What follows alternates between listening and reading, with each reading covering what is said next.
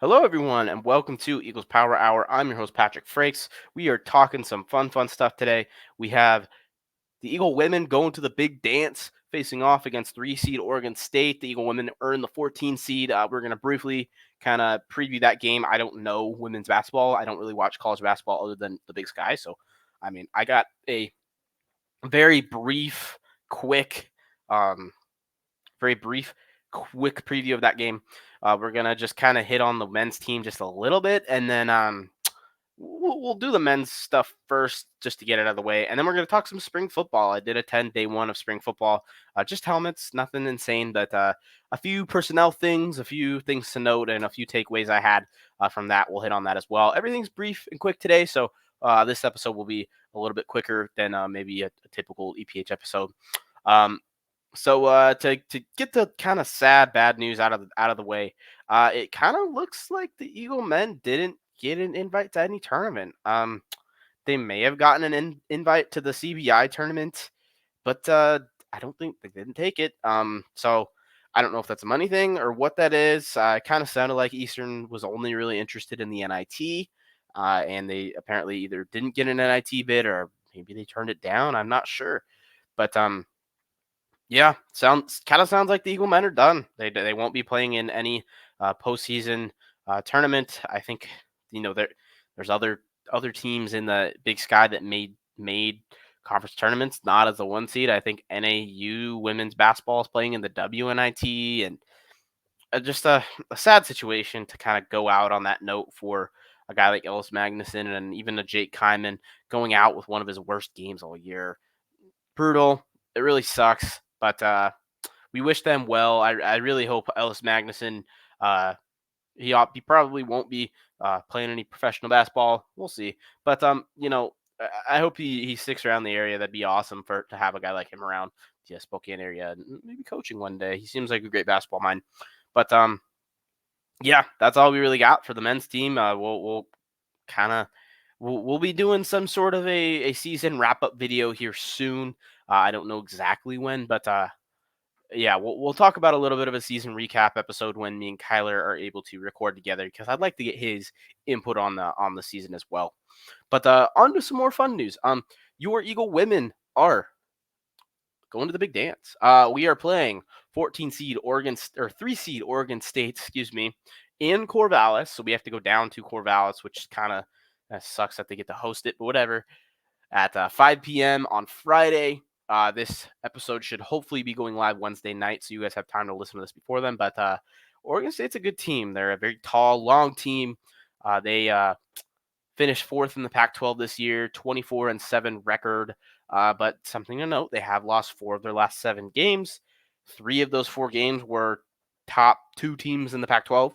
So, I mean, it's not like they're losing to bums, but yeah, I mean, Oregon State's good. They're really good. That's kind of the base quick analogy or the quick thing to say there. They're a really good team, and I don't have much more to add than that. Well, I do, but like they're not some team that overachieved their way into a 3 seed. No, they're a really good team.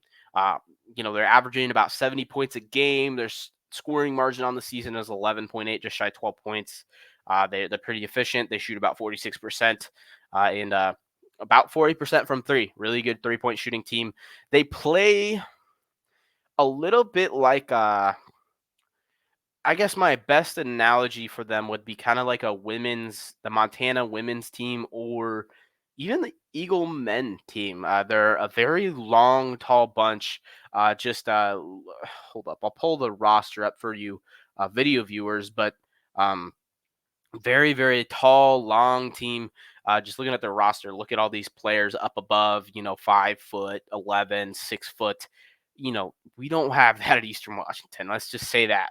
And so they're gonna be a really tough matchup. They have a couple of players that it's a very young team as well. They don't even have a senior on the team. That's wild. But they're a good team. They're young, but they're tall, they're long, and they've had a few down performances. Typically, in games that they lose, they just kind of get clamped up and they don't score very well.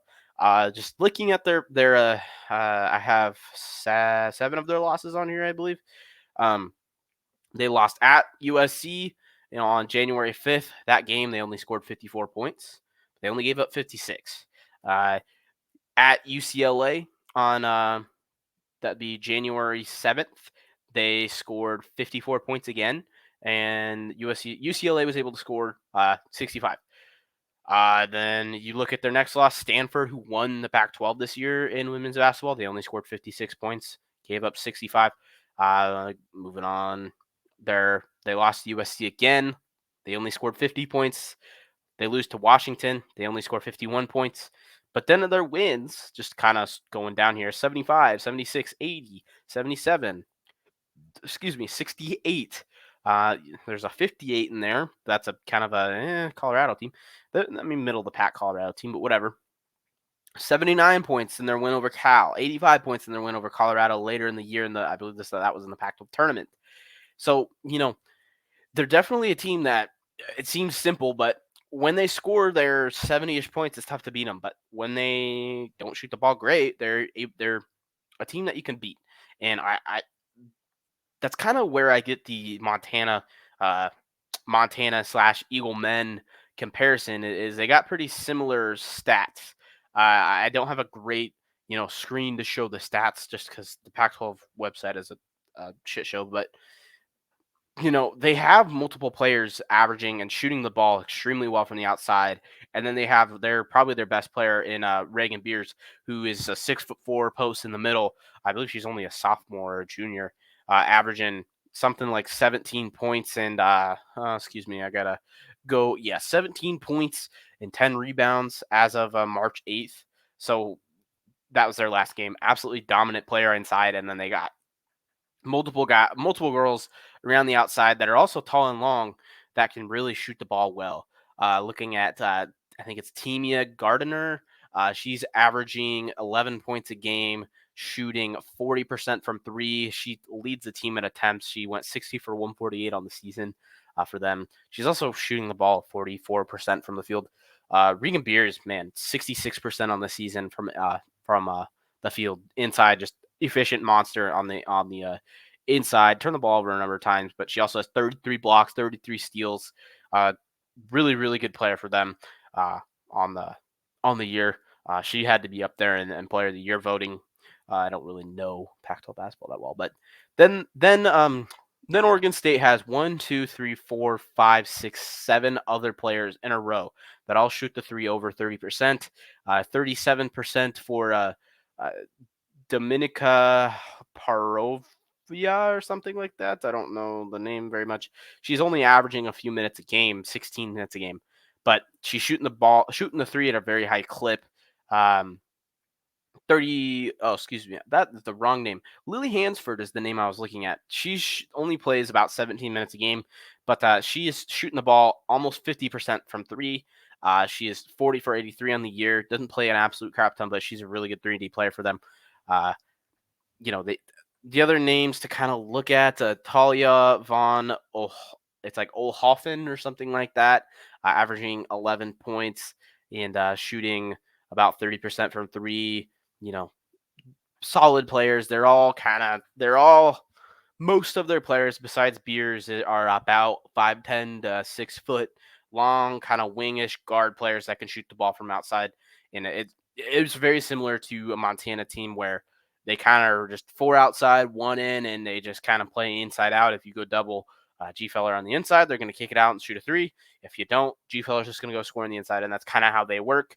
But there has been the good teams this year have been able to shut them down, and it's going to be a tough matchup. Being kind of they're very big. It's going to be tough for our kind of shorter lineup to match up with them, but also they can shoot the ball very well as well, and they're kind of more of a forward-ish heavy team, which is where we've kind of had struggles defensively. Is down on the block. Our best players really defensively are more on the outside. When you think of Jamie Loetta, you think of even JD Martin. Most of the better, more talented defensive players are more wing and perimeter players rather than kind of the inside. So Reagan Beers is a player that is a little concerning. I would assume she's going to be the game plan, though. The game plan is going to be shut down Reagan Beers. And so, um, hey, man, if you could shut her down, you never know. She's averaging 17 points. They only have two other players in double figures on the year. And other than that, they're not like bad, but lower on terms of just total points. Uh, so, we'll see. I definitely think the Eagle women have a chance. 100%. If they can hit a few shots and play some good defense, I like their chances. One kind of really interesting stat that I looked at, they have a negative turnover margin on the year. They are averaging about 13 turnovers a game to their opponent's 9.3. And this is something that Eastern has been able to take advantage of all year, forcing turnovers and scoring points off those turnovers. And I think that's where Eastern, they have their two places that they have a chance here. Scoring the ball is going to be tough on this Oregon State team that has so much length, but I think if Eastern can force a bunch of turnovers and go get their points on off of turnovers and transition and hit a couple shots from outside, man, anything can happen. If they can shut down or slow down, um, throw down Beers just a little bit, I mean, shoot, man, anything's possible. I don't know how many times a 14 seed beat a 3 seed in the women's NCAA tournament, but I definitely think it's possible. It's going to be a tough one, but yeah, I mean, it's a game that I would be watching. Unfortunately, I have things going on. I'm going to be on the road at that time, but uh, man, I would definitely be watching this if you're an Eagle fan. I believe it's on ESPN, one of the ESPN linear channels. I don't know exactly which one. ESPNU, according to the Oregon State women's basketball website. So 5 p.m. on Friday on ESPNU. Tune into this one. It really should be a fun, good game. I'm really hoping that Eastern's able to either put a scare in them or go win this thing, because it'd be awesome, awesome, awesome for the program, bring in a ton of money, and that would be absolutely, absolutely awesome for the conference as a whole. But yeah, we're gonna cut for just a second. I'm gonna make the background a little more football-y, and then we're gonna talk some spring football, guys. Oh yes, I am so excited for spring football. Oh, it was awesome to get down to Cheney. The weather was amazing, and yeah, we'll hit on that in just a second. Okay, and we're back talking spring ball. I don't have a ton to go like mega in depth on. I was only there for day one, and day two was today on Wednesday that I'm recording this. But only there day one. It was only helmets. There wasn't necessarily, anything concrete to really go off of. Helmets, you never know. But there's a few personnel things that were interesting and that we'll talk about a little bit. Again, we'll get more in depth about spring football later uh, when we have more pad action going on and things like that. And there's a number of guys that didn't practice on Monday that will be later in the spring ball season. So um, we're gonna. I mean, I have my notes written down. From just going in there and just looking at a few things. Most of it's personnel stuff that we'll just very briefly talk about for a while here. So right away, the first position that everyone thinks of when they think of football is quarterback, and there was kind of an interesting personnel thing. It's still the same three guys rotating in with the ones for quarterback. It's still Kikoa, Michael Wortham, and Jared Taylor. But it was kind of interesting who kind of got the reps first. The first guy that really got reps with the ones in most of the drills was Michael Wortham, which was interesting. Maybe I'm breaking some news here that we shouldn't hear, but I mean, Michael Wortham's going to play a lot more quarterback, I think, in 24, or at least be used in the offense more. But he's been getting a decent amount of reps at with the ones running actual plays and not just the read option stuff that was really getting used last year. Kikoa looked good. He looked okay. He didn't have his best day throwing the ball, in every single down, but he also made a few really nice plays. Kind of up and down day for him on day one. But you know, one thing to note with Kikoa is he's added a lot of good healthy weight. He looks a lot just sturdier without pads. Even he looks like he put on a good 5-10 pounds of muscle. He's gonna be a little bit more. Not necessarily durable, because I mean he didn't really. I mean he missed a game with injury, but that was also like a little hand injury. It wasn't anything major with like a big structural thing. He just kind of banged his hand up on a helmet, I believe. But he's going to be more durable, which makes me think he'll be able to be used in the run game a little bit more in 2024, which will be interesting.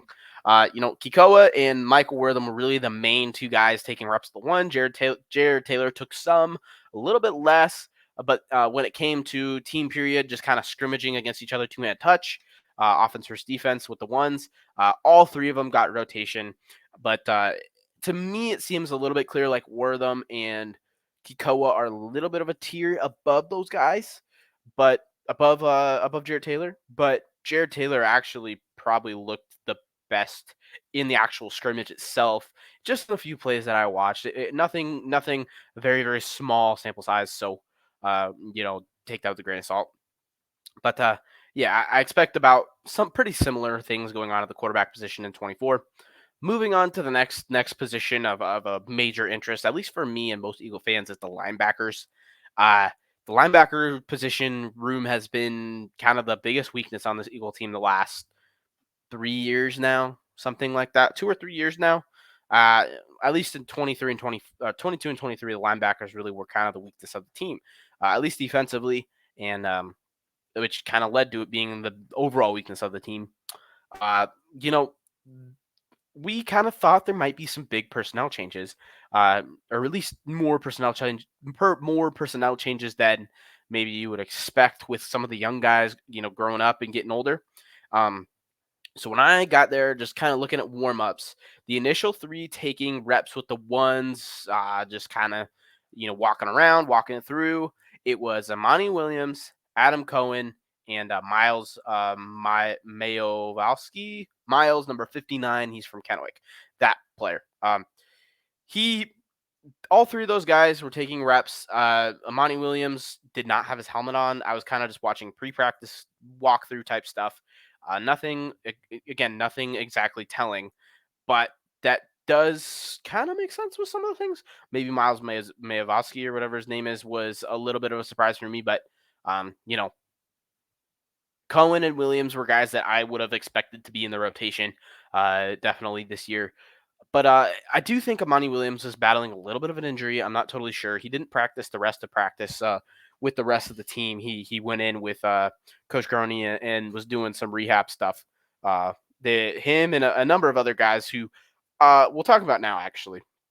So there was a number of non-helmet guys in practice one, which just means usually that just means they're dealing with some sort of a small injury, nothing serious. But they were just out, not full practicing with the rest of the team. Number 80, I believe. Oh, that's Messiah Jones. Hold up with me. Uh, Man, I need to. I should probably be more prepared. Tight end number 80, I believe that's Messiah Jones. Yeah. Yes, Messiah Jones. He did not practice. He's a guy that he may be getting more playing time as a junior. He played a little bit in 23. Just kind of a notable thing. Nothing too insanely serious though. He was with the team the entire time. But the more notable ones, three of potential starting lineup guys at the linebacker position were not practicing on Monday. Amani Williams didn't go full go. He didn't have his helmet. But also Connor O'Farrell, number 46. He played a little bit of will linebacker in 2023. He the Alaskan assassin. He did not participate in practice. He was kind of off to the side. But he's a guy that could potentially be who Miles was replacing, maybe. I'm not totally sure. But Connor O'Farrell's a guy that played a decent amount in 2023, not a starter or anything, but he played a solid amount. And then this is kind of a bigger deal. To me at least, it looked like Derek Tomasini, who played a lot of important minutes for a lot of important downs for Eastern last year. He was walking around on crutches. He's going to be a senior in 24. He played a lot at that Mike linebacker spot. Maybe not the most athletic guy you've ever seen in the world, but he played his responsibility and played hard. He was on crutches. He's a guy that could definitely start. I don't necessarily know if I don't necessarily know for sure if he's like locked up a starting job, but he started a number of games last year, and he he was walking around on crutches, which could potentially mean something happened. I don't. I'm sure he'll be good for the start of the season, but missing him for all of spring ball kind of makes you wonder what's going to go on with the linebacker room if that opens up an opportunity for more of a young guy to come up and take a job. But those were three of the main ones at the linebacker position. Some other non-suits. Uh, Ben Voigtlander did not practice fully. He was walking around in warm-ups just without his helmet on, lining up with just basic recognition things and shift things pre-practice, but he did not participate fully. He had his helmet off and was running off to the side, as well as number 38 Armani Orange did not practice. He was looking like he had some sort of a lower body injury. Not totally sure. Probably something minor. Again, he was running around. He just wasn't fully practicing. And number 93, I cannot remember who the life of me who that is. Number 93, Ethan Williamson, redshirt sophomore defensive tackle out of Spokane. So a few guys out a little bit, but nothing insane. Three linebackers being out though, three starting potentially caliber linebackers is kind of concerning. But hopefully, uh, on April 2nd, we get to see for real who those starting linebackers are looking like they're going to be. Once we get pads on, once all that stuff is kind of settled. Obviously, they're not going to want to try to run anyone into the ground in terms of health wise, but you know you don't want to do that and get guys even worse hurt just playing against each other. But moving on, uh, one interesting thing that I thought was notable. So the starting five offensive linemen, or the guys that were practicing with the ones at practice, was pretty close to what we expected.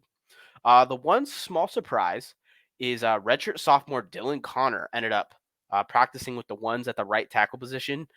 Matt Batagay, he's the 6'7" or whatever, 6'7" grad student. He out of Canada. He gotten some big playing time throughout the year. Missed a few games last year with I believe it was some sort of a back issue, but he missed some time last year, and Dylan Connor came in for him at that right tackle spot, played really well. And Dylan Connor, I believe, finished the year at that right tackle position.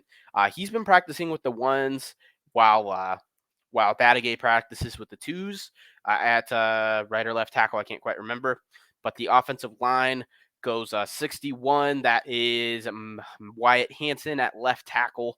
Left guard has been number 57, Luke Dahlgren. And then another guy that kind of rotated in there a little bit was Mason Patel Strong. He will be a senior next year, number 56. He rotated in at left guard a little bit.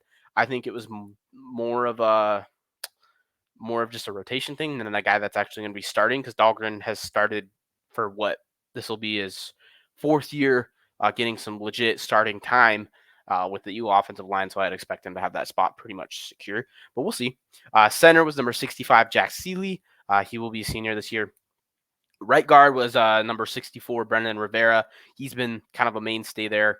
Well, I guess not mainstay, but he started games there most of the last 2-3 years and played really well. To me, he's been the most consistent offensive lineman of the bunch. Just watching film, him and Seeley down the stretch were really good for this Eagle offensive line. And then right tackle was number 79, Dylan Connor, like I was saying, and he looked really good. I really like Dylan Connor's game, and I think he has the potential to be a legit player for this Eagle offensive line. Probably kind of the cornerstone of that line next year when everyone graduates, and he's the only one remaining. So I don't hate that. And then I'm sure Matt Batagay will rotate in there as well. And David Shin, I don't know what number he was, and I didn't really catch anything necessarily. They don't have the new transfers, named on the roster yet. But David Shin was a JUCO guy who was coming in with, I believe, 2 years. He played at Utah Tech Utah Tech, I think. Utah Tech previously. Went to JUCO, came here. He's been a guy that's impressed in the weight room, according to Coach Best. But I don't know what number he is. But I don't think I saw anyone rotating him with the ones. Maybe it could have been a 51, maybe, but I don't think so. Brock Gunderson's listed as at number 51 on the on the roster. I don't think that was who that was. I'm not totally sure, but I haven't heard much about David Shin. I don't know what number he is because they don't have him listed on the roster quite yet. And then not a ton more to add. There's a few numbers that were on the field, didn't have names. Number 30 would look like a running back, maybe. He was, or at least with the running backs. I don't know. Uh, you know, Number 23, I believe, was Mikel Broussard, who is a safety transfer from UTEP. He had a nice pick in the team period when they were scrimmaging. Very nice play. I really like what he brings, and I definitely think he's a guy that will probably start right away next year and be pretty much the mainstay at that safety spot, especially if a guy like Armani Orange is a little bit banged up throughout the spring. Um, One or two other last kind of notes. When the team went to ones versus ones in the kind of just two-hand touch period, uh, the ones on offense definitely looked better than the ones on defense. That's for sure, assignment wise and whatever. But it is two-hand touch, and two-hand touch you got to take with a grain of salt because your quarterback isn't really getting rushed full tilt and all that jazz. But during that time, Miles Mayovaski or whatever, I can't pronounce that name. He ended up sitting. And Samurai Anderson, he will be a redshirt freshman next year. He came in and played some downs with the ones, and he looked good, man. I really really like Samurai Anderson's game. He's number 47. He's a redshirt freshman linebacker. Really really athletic player, and I wonder if he's going to be playing some legit downs. He's a redshirt freshman at a Centennial High School. Again, one of the best high school leagues in the country down there. They're with Mater Dei and all those big bougie schools down there in California. Really good player. His potential is through the roof. He looked really good and everything that he did, in my opinion. I'm not sure, if he's all there in terms of the scheme things, but athletically, he looks like he could play the part next year and be fine. But Samurai Anderson looked good. Again, I don't necessarily think he's going to be a one with all the guys that were out at linebacker. Monty Williams was out. Tomasini was out. O'Farrell was out. I kind of would expect O'Farrell or one of those guys to be the one over Samurai Anderson, but I definitely expect him to play a little bit here coming up in 2023. Really, I don't have a ton more to add in terms of from day one. I'm really excited to see these guys get into some pads. There were one-on-one periods. There was a little bit of fun. Afton Chisholm had a nice catch. Marcellus Honeycutt had a nice breakaway catching one-on-ones. There's a couple nice plays from Jalen Jenkins, a redshirt freshman, as well as Jonathan Landry, two redshirt freshman DBs who made some nice plays in one-on-ones. But nothing to really like write home about and get really really excited about. Just kind of spitballing a little bit about some spring football. So excited, man! I cannot wait. We'll get a lot more in depth with spring football coming up here. In April when these guys put some pads on, start hitting after spring break. That's when I'm going to be really excited for this defense. And we'll talk more about how guys look rather than, you know, just boring personnel stuff.